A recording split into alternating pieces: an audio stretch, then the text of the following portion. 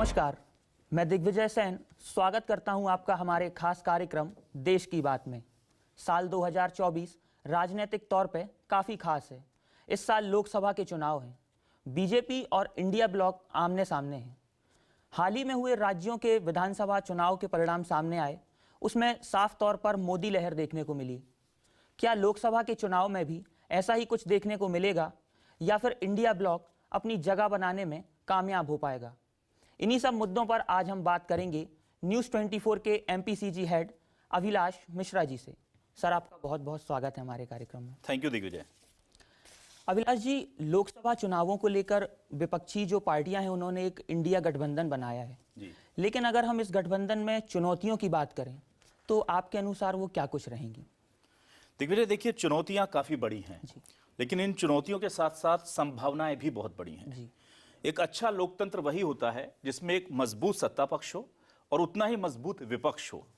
जब भी सत्ता पक्ष के पास आशातीत सीटें या सफलता होती है तो फिर वो बेलगाम हो जाता है। इसलिए लोकतंत्र को चाहने वाले, लोकतंत्र में भरोसा रखने वाले, लोकतंत्र में यकीन रखने वाला हर एक आम नागरिक चाहता है कि सत्ता तो हम दें लेकिन साथ ही साथ उस पर अंकुश रखने के लिए, उस पर निगहबानी करने के लिए एक मजबूत विपक्ष भी हो। इस लिहाज से जो इंडिया गठबंधन है बहुत इंपॉर्टेंट हो जाता है। लेकिन चुनौतियों की जहां तक बात है तो चुनौतियां बहुत बड़ी हैं, क्योंकि ऐसा प्रयोग पहले कोशिशें कई बार हुई हैं, बहुत ज्यादा सफल नहीं हो पाया। आपको ऐसे लोगों को जोड़ना है जो जन भी एक दूसरे के विरोध के लिए हैं, जिन्होंने उत्तर प्रदेश की बात कर लीजिए, बिहार की बात कर लीजिए। भले ही राजनीतिक समीकरण बदलते हैं और कहा जाता है कि सियासत में कोई परमानेंट दोस्त या दुश्मन नहीं होता, लेकिन जिन लोगों की सियासत ही एक दूसरे के विरोध की जमीन पर खड़ी हुई है, उन्हें एक साथ लाना, उनके बीच एक कॉमन फॉर्मूला निकालना और फिर एक झंडे के तले चुनाव लड़ना, यह सबसे बड़ी चुनौती होगी इंडिया गठबंधन के सामने। और उसका असर देखने को भी मिल रहा है सीट शेयरिंग के मसले में, जिस तरह से चीजें फंस रही हैं। क्योंकि बहुत कम समय बचा है और इतने कम समय में सीट शेयरिंग भी करना है, उस पर सबको एकमत भी करना है, डिक्लेयर भी करने हैं, और फिर उन लोगों को चुनाव लड़ने की भी दिक्कत आएगी उनके सामने।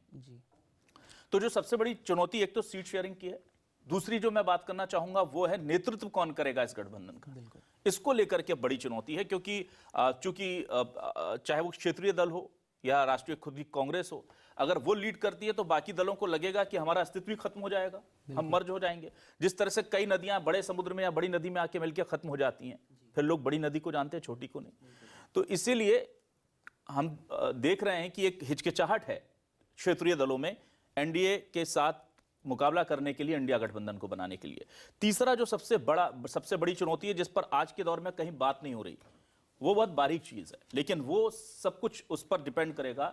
वो ये है कि भले ही बड़े नेता बैठ करके बेंगलोर में, पटना में, दिल्ली में, मुंबई में तय कर लें कि ठीक है, समाजवादी पार्टी और बहुजन समाज पार्टी एक साथ आकर चुनाव लड़ेगी, लेकिन उस आम कार्यकर्ता का क्या जो एक दूसरे के खिलाफ लड़ता रहा, जिसने डंडे खाए, लाठियां खाई, जो एक दूसरे से चुनावी या सियासी बगावत को पर्सनल लेकर के चलते हैं। बिल्कुल। जब आप उनसे कहेंगे कि जाइए और उसी जिसको आप अपना सियासी विरोधी मानते हैं उसके साथ जाकर के एक साथ प्रचार कीजिए, तो क्या वो मानेगा? बिल्कुल। तो बात केवल इतनी नहीं है कि बड़े नेता जुड़ जाएं। पहले तो चुनौती है कि बड़े नेता जुड़ जाएं, दूसरी चुनौती है कि फिर वो छोटे लोगों तक या छोटे कार्यकर्ताओं तक, आम कार्यकर्ताओं तक, जमीनी कार्यकर्ताओं तक, जो असल में चुनाव लड़वाते हैं, जितवाते हैं, उन्हें कैसे कन्विंस करेंगे? तो पहले तो खुद कन्विंस होना है, फिर अपने कार्यकर्ताओं को कन्विंस करना, ये सबसे बड़ी चुनौती है। बिल्कुल, क्योंकि देखा जाता है कि जो जमीनी स्तर के कार्यकर्ता होते हैं वो काफी पार्टी को लेकर एक दूसरे के विरोधी रहते हैं, इमोशनल होते हैं अपनी पार्टी को लेकर। जी बिल्कुल। साथ ही बीजेपी की अगर हम बात करें तो आगामी जो लोकसभा चुनाव है उन्हें लेकर बीजेपी जमीनी स्तर पर उतर चुकी है, लेकिन वहीं अगर राज्यों में हार की बात की जाए तो कांग्रेस के साथ अब जो इंडिया गठबंधन की पार्टियां हैं वो खड़े होने में कहीं हिचकिचा रही हैं। देखिए, ये होना था, ये खतरा था, और इसीलिए जो जानकार थे वो कह रहे थे कि विधानसभा चुनाव से पहले अगर एक ये बन जाता गठबंधन तो एक कांग्रेस के ज्यादा फेवर में होता। लेकिन क्या होता है कि लालच जो होता है ना, वो इंपॉर्टेंट होता है कई सियासत में। कांग्रेस को लगा कि अगर हम पहले गठबंधन कर लेते हैं और इन 3-4 राज्यों के चुनाव में हमारी अच्छी सीटें आती हैं, बिल्कुल, तो फिर हम नेगोशिएशन जो अभी उस टाइम कर पाएंगे वो अभी नहीं कर सकते। कांग्रेस की सोच बहुत साफ थी कि हमें 4-5 राज्यों में अच्छा प्रदर्शन करना है, बिल्कुल। अच्छी सीटें लेकर आनी है, 2-3 राज्यों में हमारी सरकार रहेगी, फिर हम नेगोशिएशन करने के लिए जाएंगे और फिर छोटी पार्टियों को हमारी बात मानने पे मजबूर होना पड़ेगा क्योंकि हम एक बड़ी शक्ति के तौर पर उभरेंगे। जी। पर हुआ उल्टा। उल्टा हो गया। अब कांग्रेस की नेगोशिएशन पावर भी चली गई बिल्कुल। और जो दूसरे क्षेत्रीय दलों में कांग्रेस का भरोसा, कांग्रेस के लिए जो भरोसा होना था वो भी कम हो गया। तो इसकी वजह से और दिक्कतें इस गठबंधन को लेकर आ रही हैं। लेकिन चूंकि कांग्रेस इस वक्त बीजेपी को रोकने के लिए कुछ भी करने को तैयार है, जी। ये माना जा रहा है कि सबसे ज्यादा कॉम्प्रोमाइज कोई करने जा रहा है तो वो कांग्रेस करने जा रही है। कांग्रेस अपनी ऐसी सारी सीटें लगभग देने को तैयार है जिस पर उसको जीतने की संभावना नहीं है। पर ये चुनौती, ये कहानी है, खत्म नहीं होती। जी। पहले तो आप सीट शेयरिंग कीजिए, फिर आप लीडर डिसाइड कीजिए और अगर अच्छा परिणाम आ जाता है तो फिर ये सिर्फ फटोवल होगी कि किसको क्या मिलेगा। तो ये भानुमति का कुनबा अगर जुड़ता है तो इसमें बहुत दिक्कतें तो आएंगी। पर हाँ, ये अच्छी बात है कि एक मजबूत विपक्ष के तौर पर चुनाव लड़ा जाए ताकि जो बीजेपी का अश्वमेध यज्ञ चल रहा है जिसे कोई नहीं रोक रहा, उस घोड़े की लगाम पकड़ करके कोई रोकने की कोशिश तो करे। बिल्कुल। बाकी जनता तय करेगी किसे जिताना है। वैसे ही जैसे अभी आपने पूर्व में भी कहा कि सीट शेयरिंग की कांग्रेस के साथ अब जो पार्टियां हैं वो काफ़ी हिचकिचाती हैं। एक और प्रश्न अभिलाष जी सामने आता है कि बीजेपी और इंडिया ब्लॉक, इन दोनों ही पार्टियों की अगर हम बात करें तो लोकसभा के चुनाव हों या राज्यसभा के चुनाव हों, ये चुनाव नज़दीक आते ही जनता को मुफ्त की रेवड़ियां बांटने में ज़्यादा जोर देते हैं। वहीं अगर युवा वर्ग की बात की जाए, जिसे आज के समय में रोजगार की आवश्यकता है, सरकारी नौकरियों की सबसे ज़्यादा ज़रूरत है, उन पर ये पार्टियां कभी बात नहीं करती। इस पर आप क्या कहेंगे? देखिए, हर चीज़ रेडीमेड हो गई है जी। एक समय का शगल होता है, समय का एक अपना करंट होता है। हम और आप रेडीमेड के ज़माने में जी रहे हैं। हमें इंस्टेंट चीज़ें चाहिए, आपको इंस्टेंट मैगी चाहिए, पॉलिटिशियन को इंस्टेंट रिजल्ट चाहिए। वो चाहते हैं कि हम ऐसा काम करें जिसके बदले में तुरंत हमें वोट मिले। तुरंत मिलने के लिए क्या है कि हम युवा को पहले नौकरी देंगे, बिल्कुल, उसका टेस्ट लेंगे, सिलेक्शन करेंगे, फिर उसे नियुक्ति पत्र देंगे, फिर वो नौकरी करेगा और फिर उसकी जेब में पैसे आएंगे। ये लंबा प्रोसेस है। अब उसे बीजेपी ने मुफ्त की रेवड़ी नाम दिया, लेकिन कई दल कहते हैं कि जरूरी है, डायरेक्ट कैश बेनिफिट अगर मिल रहा है तो वो जरूरी है। लेकिन हाँ, भारतीय अर्थव्यवस्था है, किसी भी देश की अर्थव्यवस्था के लिए ये चीजें खराब हैं। ये टेम्परेरी चीजें हैं। युवाओं को लेकर के जाहिर सी बात है कि बहुत शिकायतें हैं और वो होनी भी चाहिए। इंफ्रास्ट्रक्चर को लेकर के हैं। फ्रीबीज का असर बहुत जल्दी होता है और फ्रीबीज से तुरंत चीजें सामने आ जाती हैं, तुरंत उसका रिजल्ट मिलता है। इसलिए आपको याद होगा कि विधानसभा चुनाव से ठीक पहले प्रधानमंत्री नरेंद्र मोदी ने एक महत्वपूर्ण कार्यक्रम में यह कहा कि फ्रीबीज जो है, जो राज्य खासतौर से जिस तरह से डिक्लेयर कर रहे हैं, वो राज्यों की अर्थव्यवस्था पर बहुत ज्यादा असर डाल रहा है। और राज्यों की अर्थव्यवस्था पर असर डालने का मतलब होता है कि अल्टीमेटली वो देश की अर्थव्यवस्था पर बोझ बनना। उन्होंने ये बात स्पष्ट तौर पर कही। लेकिन क्या हुआ, मध्य प्रदेश, छत्तीसगढ़, राजस्थान में हम 450 में सिलेंडर देंगे, वो 3000 में धान खरीद रहे हैं, हम 3100 में खरीदेंगे। वो लाडली लक्ष्मी को उन्होंने 12,000 रुपए दिए, हम 1200 देंगे, हम 1500 देंगे। तो बीजेपी को भी उसी ट्रैक पर आना पड़ा। बीजेपी को फ्रीबीज वाले ट्रैक पर आकर अपना पिटारा खोलना पड़ा। क्यों? क्योंकि उन्हें पता है कि पॉलिटिकल माइलेज अगर लेना है तो इंस्टेंट लोगों को लाभ पहुंचाना जरूरी है। और ये सस्ता सौदा है, आप समझिए इसको। ये सस्ता सौदा इसलिए है कि अगर आप इंफ्रास्ट्रक्चर डेवलप करेंगे, रोजगार देंगे, तो वो खजाने पर असर पड़ता है। पेंशन, जो ओल्ड पेंशन, उसे बंद इसीलिए किया गया था क्योंकि खजाने पर असर पड़ता है। प्राइवेटाइजेशन बहुत तेजी से हो रहा है, तो कोई सरकार नहीं चाहती कि इसके ऊपर इस तरह की बेसिक सर्विसेज के बोझ बढ़े। इसलिए बहुत बेहतर होता है कि लास्ट के 2-4 महीने में आप काम कीजिए, लोगों को पैसा और उनकी इनकम बढ़ाइए, उनको दिखाइए कि हम उनके साथ खड़े हैं। बाद के 4.5 साल तो केवल इसी जद्दोजहद में निकल जाएंगे। कभी मंदिर आएगा, कभी भारत जोड़ो यात्रा आएगी, ये तमाम चीजें चलती रहेंगी। बिल्कुल। अभी इसी के साथ मध्य प्रदेश में भी ऐसा देखने को मिला कि जैसे ही नए मुख्यमंत्री आए तो उन्होंने जो पूर्व की योजनाएं चल रही थी उनमें पात्र और अपात्र की घोषणा की। काफ़ी ये चीज़ें होती हैं। एक और प्रश्न उठता है कि इंडिया ब्लॉक में जो अधिकांश पार्टियां हैं उनमें परिवारवाद का प्रश्न चिन्ह काफ़ी लगता है। वहीं बीजेपी की अगर बात की जाए तो बीजेपी ने अभी हाल ही में जो चुनाव हुए थे उनमें जमीनी स्तर के कार्यकर्ताओं को मुख्यमंत्री बनाया और परिवारवाद को कहीं ना कहीं एक चोट पहुंचाई है। तो इस पर क्या कहेंगे आप? ये देखिए, हमेशा से एक ऐसा मुद्दा रहा है जिसमें बीजेपी अपने आप को अपहेल्ड करती रही है हमेशा से। और बीजेपी की सियासत जो है वो परिवारवाद के एंटी परिवारवाद, एंटी जो एक गुटबाजी होती है उसको लेकर के हुई है। और वो मैसेज कन्वे करने में बीजेपी आला कमान बहुत हद तक कामयाब भी हुआ है। मध्य प्रदेश के सीएम को देख लीजिए, छत्तीसगढ़ के सीएम या डिप्टी सीएम या राजस्थान के तमाम जो उनके लीडर्स रहे हैं वो बिल्कुल जमीनी कार्यकर्ता हैं जिनका जिनका कोई पॉलिटिकल बैकग्राउंड नहीं था, जिनका कोई गॉडफादर पॉलिटिक्स में नहीं था, उन्हें तवज्जो देने के पीछे एक बड़ा रीजन ये भी है कि पैन इंडिया ये मैसेज कन्वे करना है दिग्विजय, कि हम आम कार्यकर्ता, आम आदमी को ध्यान में रखते हैं, हमारे लिए पीएम सीएम का बेटा कोई इंपॉर्टेंस नहीं रखता। तो ये मैसेज कन्वे करके नो डाउट कि एक मोरल ग्राउंड पर अपने आप को थोड़ा सा प्रूव किया है बीजेपी ने, और लगातार उसे प्रूव कर रही है। खास बात यह है कि बीजेपी में डिसिप्लिन कह लीजिए या डर कह लीजिए, वो इतना अच्छा है कि उसके बाद कोई बगावत या कोई चीजें नहीं होती।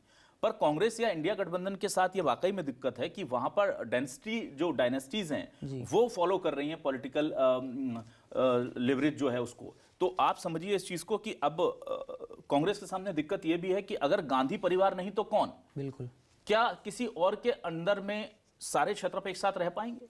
क्या किसी एक के बुलावे पर आ जाएंगे? क्योंकि लगभग सभी साथ में काम किए हुए हैं। तो ये नहीं है कि कांग्रेस बदलना नहीं चाहती, पर उनके पास सब्स्टिट्यूट नहीं है। आरजेडी में लालू प्रसाद यादव, उसके बाद उनके बेटे, अगर वो नहीं तो कौन? क्या उतना कोई मजबूत है? मजबूत नहीं है। कि पीछे ये रीजन हो सकता है कि मजबूत बनने नहीं दिया गया, पर आज की डेट में कोई विकल्प वैसा नहीं है जो पूरी पार्टी को एकजुट रख सके। अब उससे निकलती है पार्टी तो ये गड़बड़ एडवेंचर हो जाएगा चुनाव से पहले कि आपने इतनी बड़ी रिस्क ले ली, और अगर उसमें रहती है पार्टी तो फिर आप तहमतें सही है कि आप परिवारवाद को आगे बढ़ावा देने वाली पार्टी है।